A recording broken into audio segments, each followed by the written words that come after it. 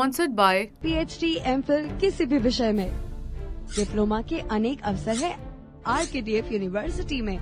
Admissions open. Kerala is currently battering with one of the worst ever landslides that hit the southern Indian state on July 30, causing more than 310 deaths ever since.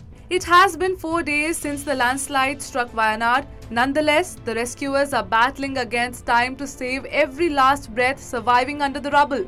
However, there was mostly no luck as the rescue officials called off the further search at the spot, saying that it was quite certain no live human beings were present beneath the debris.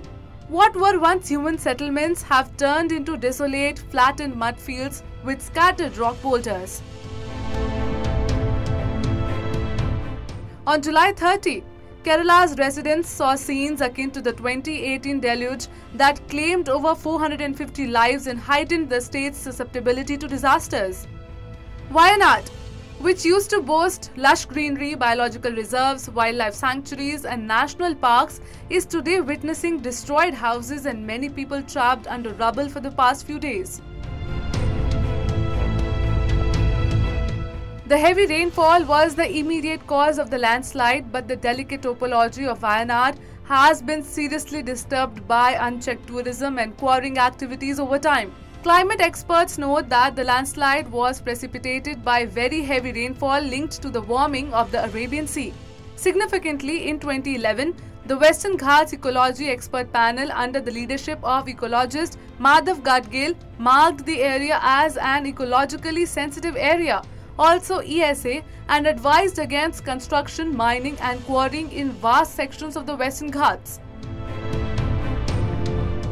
Reckless buildings in susceptible areas has largely contributed to the disasters occurring nationwide, especially in hilly and mountainous regions. Experts point out that Kerala's extensive road and culvert construction should consider the present rainfall patterns and intensities rather than relying on outdated information.